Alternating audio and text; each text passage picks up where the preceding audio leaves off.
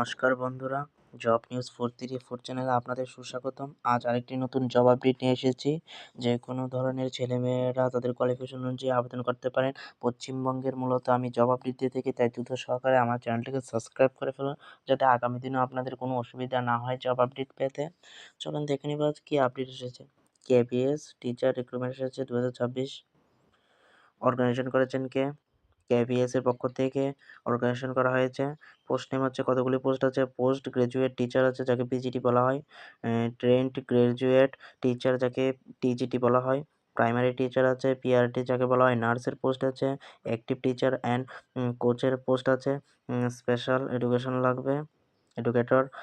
Lab অ্যাটেন্ডেন্টের post আছে, এও এর পোস্ট আছে, এসির পোস্ট আছে, লাইব্রেরিয়ানের পোস্ট আছে, ফাইন্যান্স অফিসারের পোস্ট আছে, মাল্টিটাস্কিং স্টাফ আছে, এমটিএস যাকে বলা হয়, ক্লার্কের পোস্ট আছে, অফিসার অ্যান্ড আদার পোস্ট অনেকগুলো পোস্ট আছে।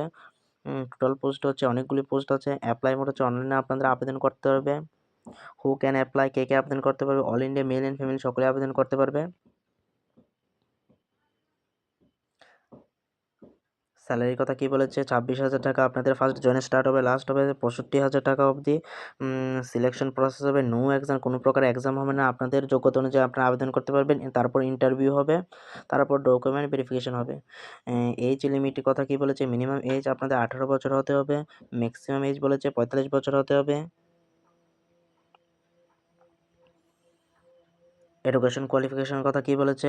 ক্যান্ডিডেটসের 10-12 বা বিএড গ্র্যাজুয়েট বা বিএড হলেও আবেদন করতে পারে। 10 পাস হলেও আবেদন করতে পারবেন, 12 পাস হলেও আবেদন করতে পারেন, গ্র্যাজুয়েট হলেও আবেদন করতে পারবেন, বিএড করে থাকলে তাও আবেদন করতে পারবেন।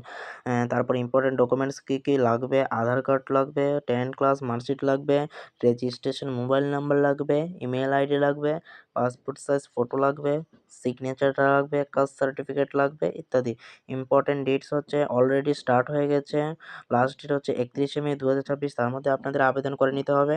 তাই পশ্চিমবঙ্গের যে কোনো ছেলেমেয়েরা আছে সকলেই আবেদন করে ফেলুন, এটা সেন্ট্রালের জব।